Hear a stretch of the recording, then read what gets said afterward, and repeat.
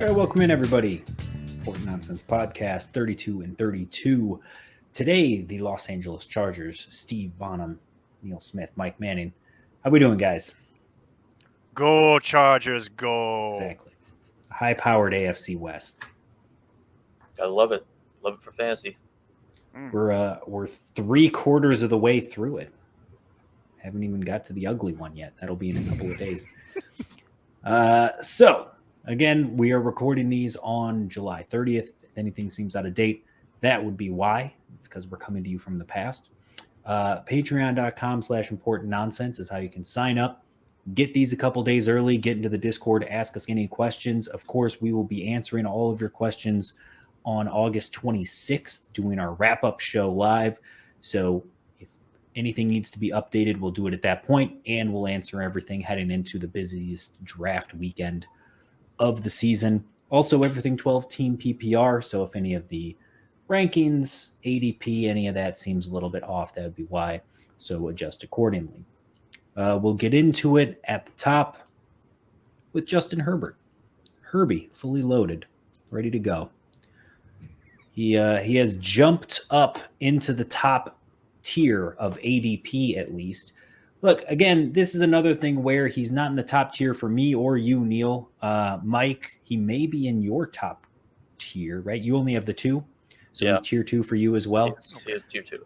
Yep. And we have it set so that, again, it's the Konami code, guys. There's nothing wrong with Justin Herbert. I like Justin Herbert. I have Justin Herbert on my Scott Fishbowl team. So I think he's going to have a good season. I think he's going to produce, but there's just a limited ceiling when you don't run the football. Mm-hmm. That's why he doesn't get into my tier 1. It's just the 4 high rushing floor guys. Justin Herbert is in my tier 2, which is just Herbert and Mahomes.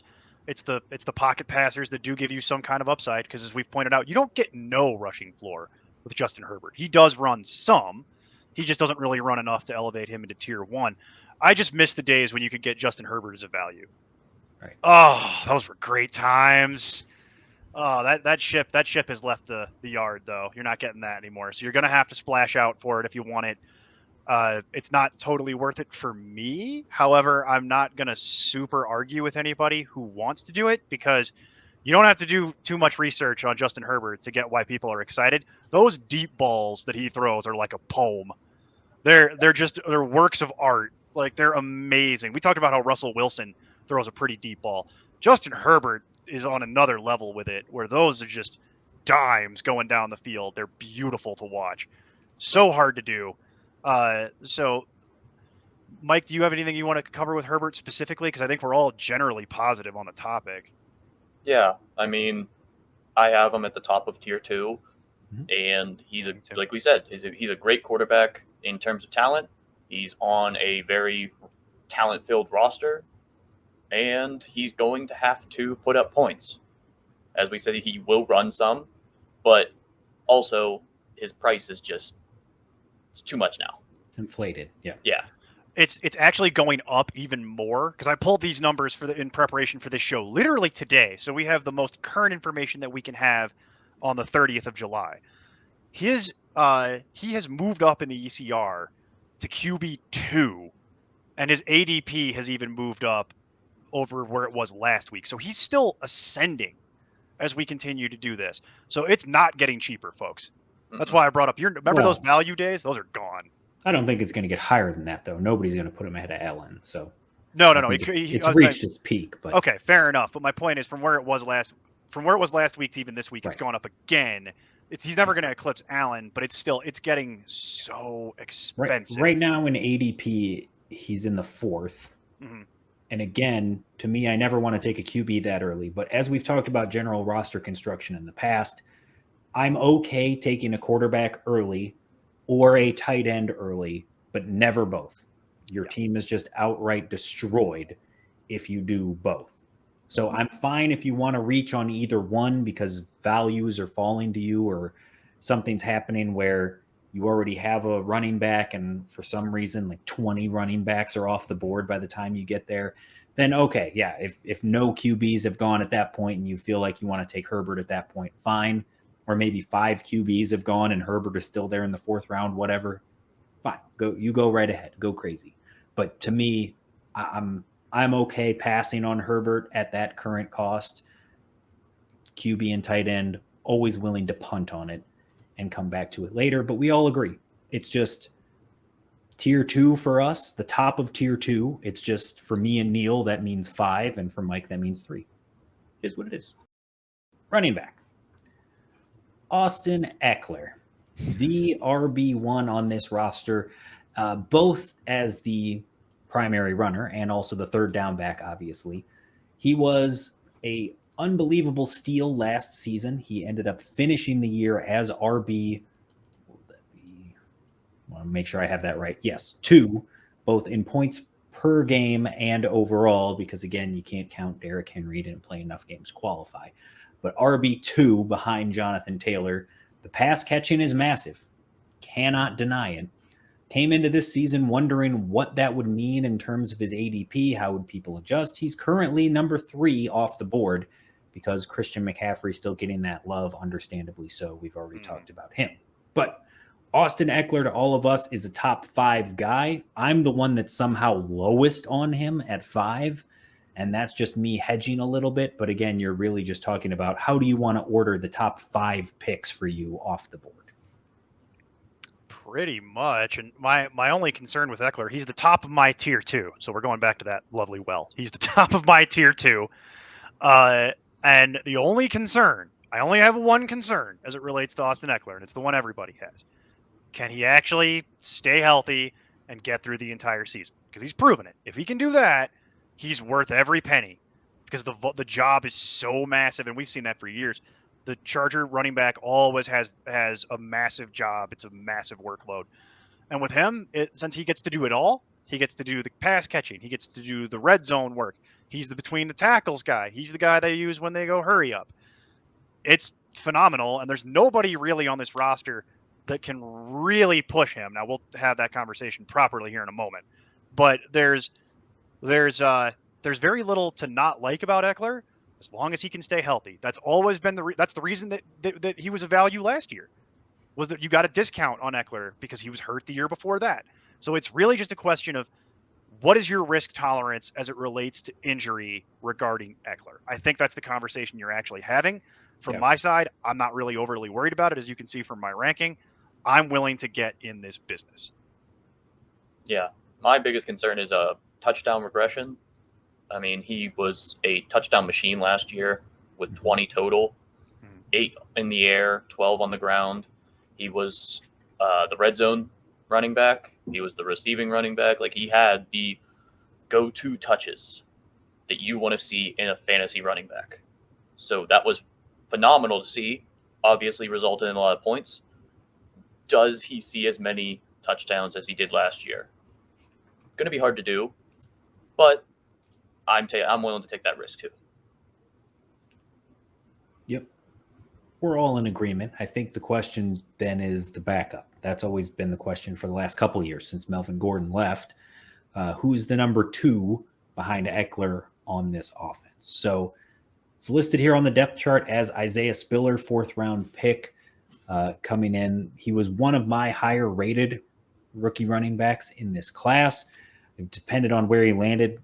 Can't land much better than here. Josh Kelly has been a massive disappointment as the backup when given the opportunity. Larry Roundtree's been okay when he's been put into the workload there and given the opportunity.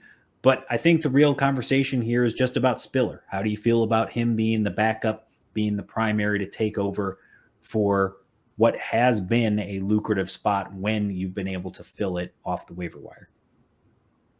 I like Isaiah Spiller quite a bit. I wasn't as high as with a grade as you were when we had our draft coverage this year. You were higher than me, but I think both of us were surprised when he stuck around till the 4th round. Mm-hmm.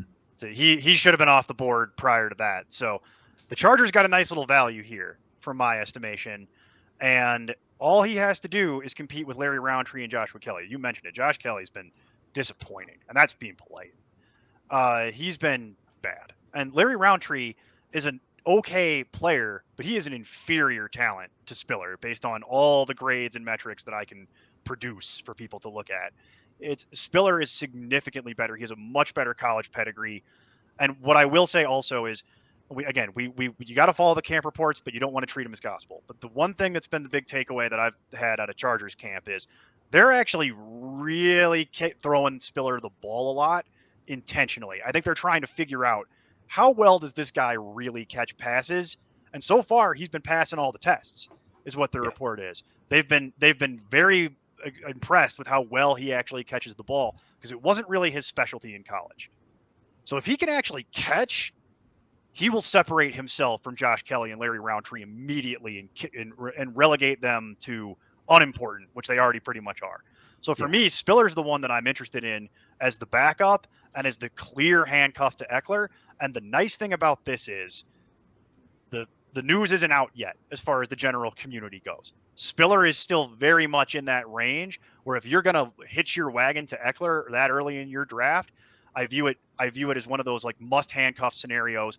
I want Spiller on my team. I don't want to be trying to figure out how to get this in a trade from somebody later because he is being drafted. This is something that I want to also invest in, similar to the DeAndre Swift, Jamal Williams conversation from about a week ago. That's how I view this as well. If I want one, I want them both if I can do it. I'm not saying you have to, but that's how I evaluate it for roster constructing my own teams. So, Mike, I'm curious. Go ahead, Steve. Yeah. Right now he's going in the 11th round. Yeah, love it. Love everything about it. So it's not exactly the same because Williams was going virtually undrafted. Fair enough. But it's still slightly, he's going like, what is it, 6 spots behind Alexander Madison. Yeah. Which is the same thing you're talking about, is handcuffing a top 5 running back. Mm-hmm. Yeah. I mean, Spiller went from arguably the RB1 in the class pre-combine to a 4th round pick after it's just poor pre-draft process. Yeah. Like nothing went well for him. Mm-hmm. Yeah. And he's a good running back. Like there's no denying his talent that we saw in college at Texas A&M. And as we saw last year, when Ekeler did miss time, Justin Jackson filled in admirably. Was a solid player, and they weren't afraid to give him the ball, and he produced. So I don't have any concern about Roundtree or Kelly eating into much of a workload.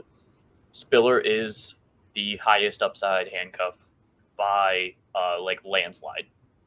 Oh yeah. I would agree with that for sure. And again, to the point you're making, Justin Jackson did fill in, had some fantastic games last season, was a big pickup off waivers. And like Neil is saying, I'd much rather take the 11th round swing on Spiller now than have to blow my entire fab to pick him up in week 4, if that's what. Or overpay in some sort of horrible trade scenario where I've got my back against the wall and I'm going to have to way overpay that way. Either way, I don't want it. Mm-hmm. Agreed.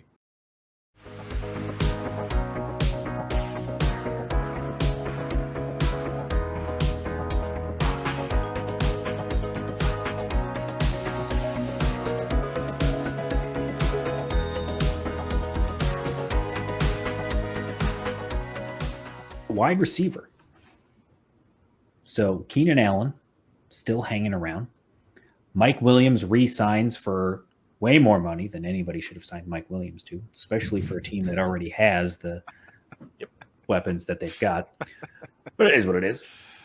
But yes, Keenan Allen, the king of consistency, enters his age 30 season after his 135 plus targets and 6 plus receiving touchdowns. Consistently one of the top tier wide receivers. Last season, I felt like was getting overlooked, disrespected early in the process this summer. He was being drafted behind Mike Williams, which I thought was ridiculous. That has kind of corrected itself as more of the general public has gotten back into it, where right now Keenan Allen is going at wide receiver 10. I've got him at 12. Neil, you have him at 10. So does Mike, ECR at 9. So we're all basically in the same mindset of Keenan Allen on this offense with Justin Herbert, even at 30, is still a back-end wide receiver 1. Yeah, I don't care that he's turning 30. Yeah. Talk to me in 2 more years. When he turns 32, maybe I'll be willing to move him down a little bit. But until that happens, we got at least 2 more seasons of Keenan Allen being a wide receiver 1, hovering around that 10 spot. He's just too involved. And he's too good when he's actually playing. He's always been a phenomenal catcher of the ball. And so you don't worry about drops. You don't worry about any of that stuff. So for me, this is, even you could cross off the 2021 analysis and write 22 on it. It's pretty much the exact same thing. I'm pretty good with, the one that I'm more concerned about is the other individual. But Mike, any thoughts on Keenan Allen before we go there? No, I've been a huge fan of Keenan Allen's for a handful of years now because he is just that. You know what you're getting with Keenan Allen. He is arguably one of the safest selections that you can make in fantasy football this year. You just know that he's played plenty of games in the past few seasons. Like, he's not missing much time. He shouldn't have that injury-prone label that was on him for God knows what reason. I think it was the appendectomy or something, or the ruptured spleen, something along those lines. He had a ruptured spleen, and then he had a punctured lung. Right, right. Because those are totally repeatable injuries that'll happen every year. That's just freak injuries that happen that he got unlucky with, and he was a value for years. And I think that he still is now. He's very much on my put your khaki pants on conversation, where it's like, with my khaki pants on, I will select Keenan Allen. Like, it's boring, and no one's going to go, ooh, in your draft room when you do it. But at the end of the year, I'm going to probably be pretty happy. Yep. What I get. Yeah, so it's open and shut there. This is the crazy one. So Mike Williams. We've talked about this for several years.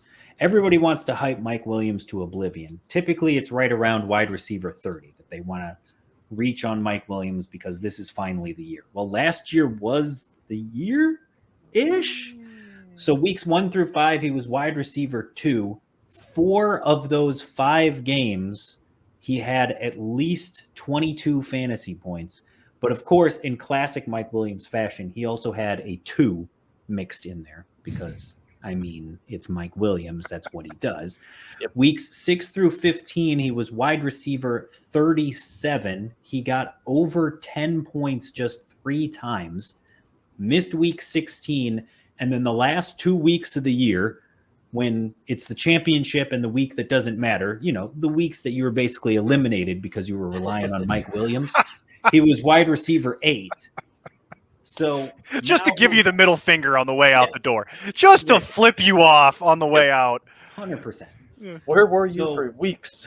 Exactly. So now overall, he finished as wide receiver 19. Most of that was buoyed up by those first 5 weeks that I had mentioned. Again, if you want to look at specifically after that boom start, weeks 6 through 17, when it would have mattered for your team, when we were screaming, this is the opportunity to sell high on Mike Williams, he was wide receiver 38 the rest of the season. Yep. So here we are again. I have him at 29, Neil 26. Mike, you've got him at 27. The ECR, as I mentioned, has Mike Williams at 20. At one point, they were taking Mike Williams ahead of Keenan Allen, which is absolutely ridiculous.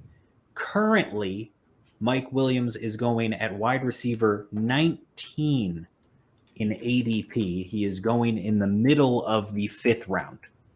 So if you want yourself some Mike Williams, you really have to want yourself some Mike Williams.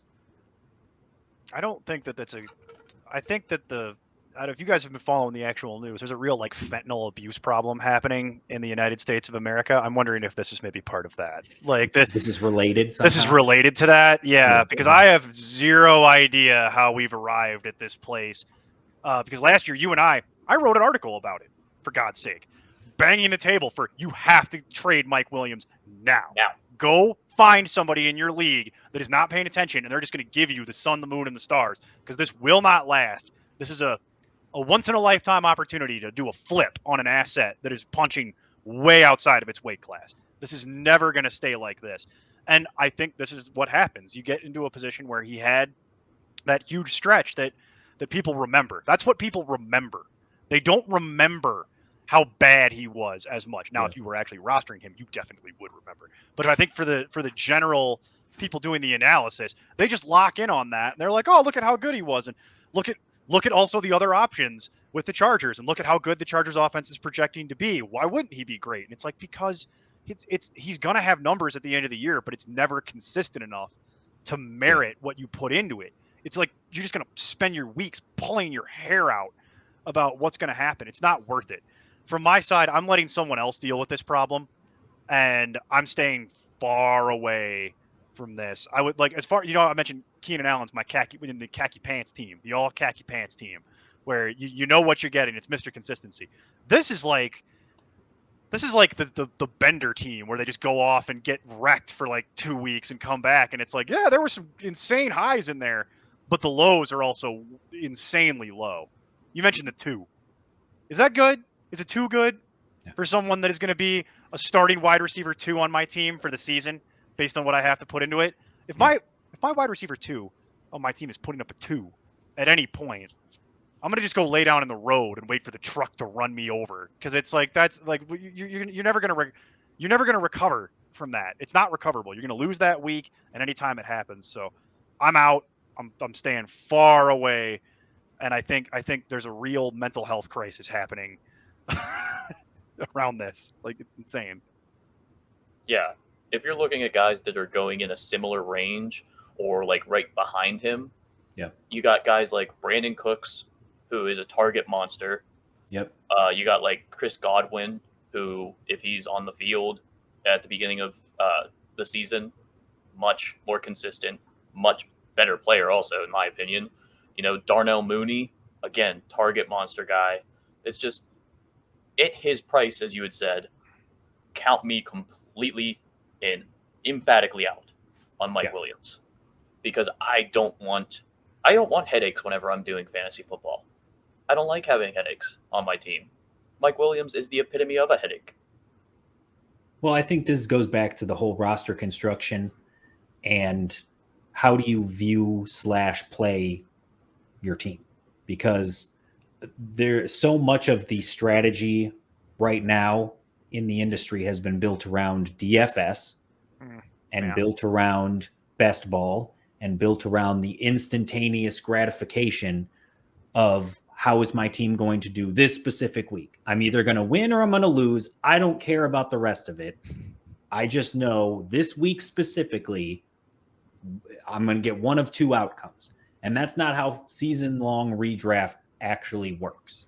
So from a best ball perspective, Mike Williams is great. From a DFS perspective, I will roll the dice on Mike Williams almost weekly, because you can get him at a relative cheap price and he will put up massive numbers, maybe. Or he'll put up a 2 and you'll get absolutely nothing. But if it hits big and you're happy with it. Same deal here. If I have him as my flex, fantastic. But for a 5th round pick, you're essentially saying I'm going hero RB. I'm taking a top 5 running back and building around that. And then I'm taking 4 consecutive wide receivers after that. And Mike Williams happens to be the 4th wide receiver I get. So he is my flex on a weekly basis. And I feel good because he's my flex. So if he gives me a 30, I know I won. And if he gives me a 2, then the 3 guys I drafted ahead of him better give me what I needed to win my week, because he really put me in a bad spot.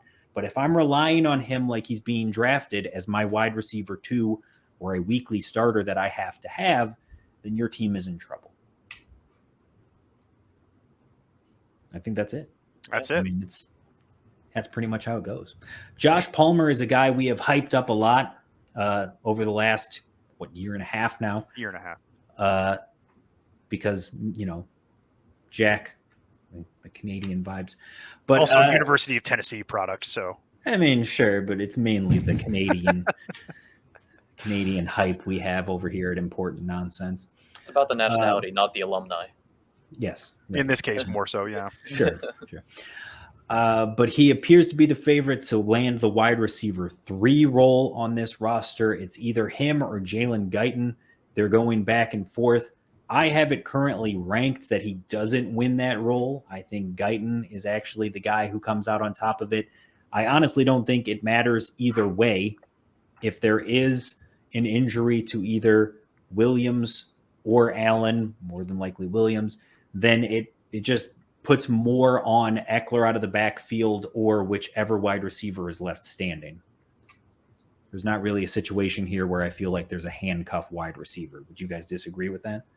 No, I don't view it as a handcuff wide receiver, but I have it the other way. I actually think Palmer is going to win because Palmer is a superior product to me than Jalen Guyton. And in fact, if you're following the camp reports, Palmer has been looking great and Guyton's been struggling. Yeah. So that's already the way the wind is blowing, and we're only in camp. So I think Josh Palmer, when all is said and done, will be the starting third wide receiver. It's just a question of how much that actually matters. And so for me, I've got Palmer down in the 60s. He falls in that range of, if this is my last pick effectively, and it's a guy I like as a flyer in the hell, even do what we tell you not to do and move your defense and kicker to 14 and 15, because you can get Palmer in the 16th round if that's what you want to do. You could even do that.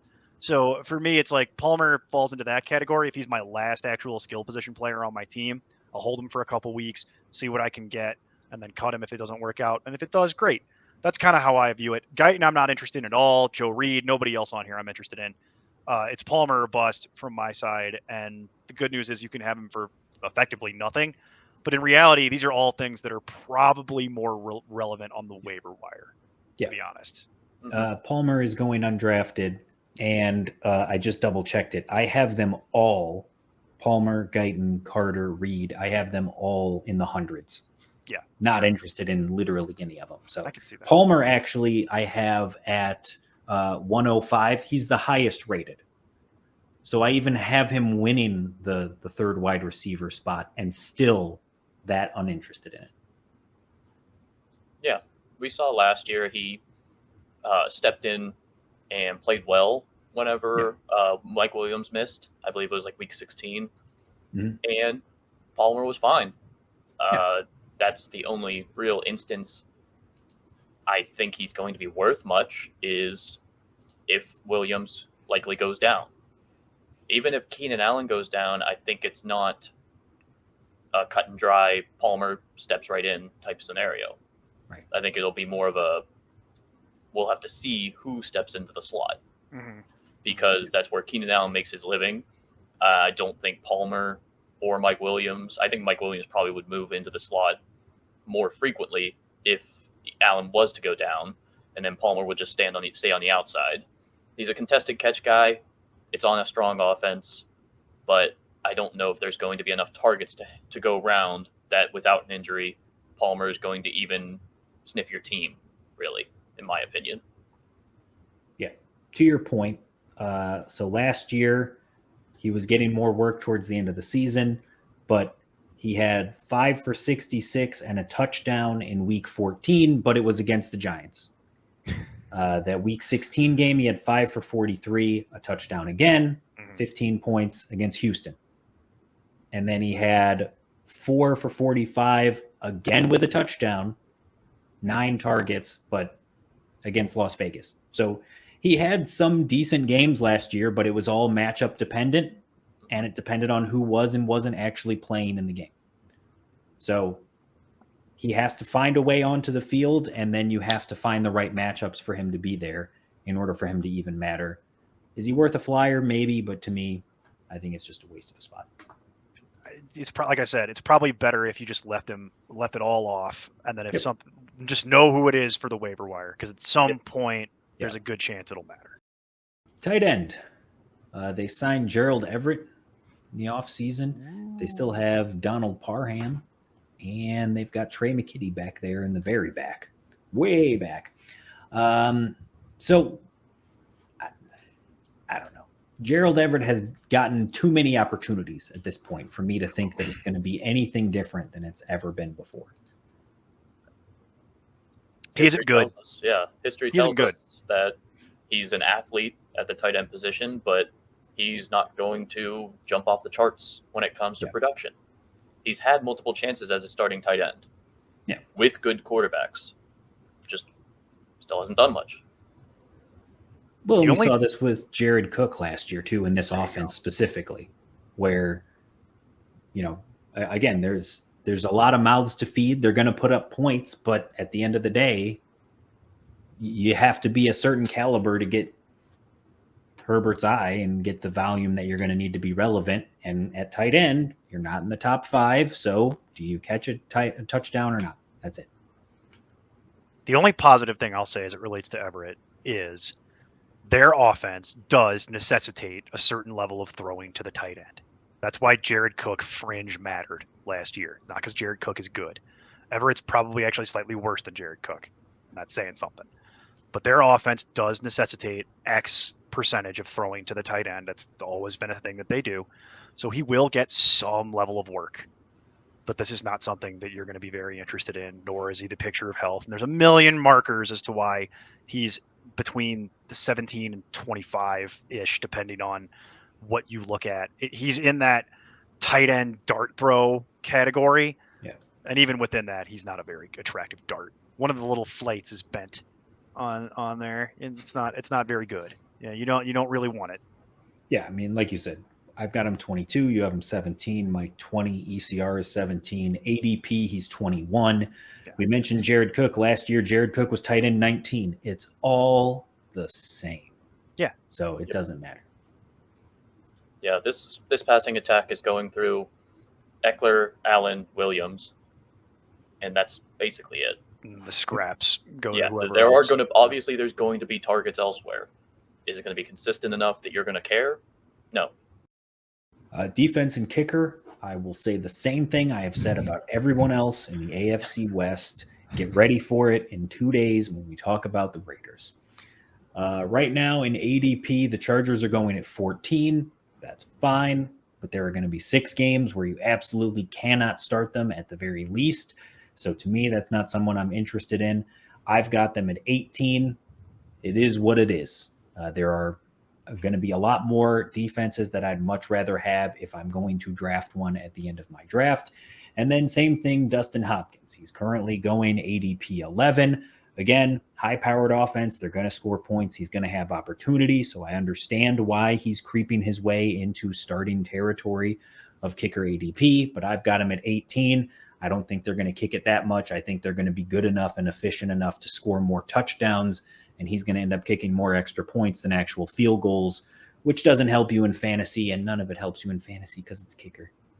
So. Plus the fact that the Chargers are notorious for being one of the heaviest teams to go for it on 4th down. Yes. Yep. Very aggressive. That also very plays aggressive into it as well. So that won't help kickers. That's all it is. All right. Any final thoughts on the Chargers? If you want Mike Williams as at wide receiver 20 as a high-end wide receiver 2 for you, seek medical attention. He's not going to let it go. No, I won't. Mike, anything for you? No, I think that covered it. That covered it pretty effectively. I think. That works for me. All right. Tomorrow we go to the other team in this stadium, and we cover the defending Super Bowl champion LA Rams. So until then, keep up the nonsense. I'm Tim Kitzer from NBA Jam and NFL Blitz, and you can find all the guys at ImportantNonsense.com. Kaboom!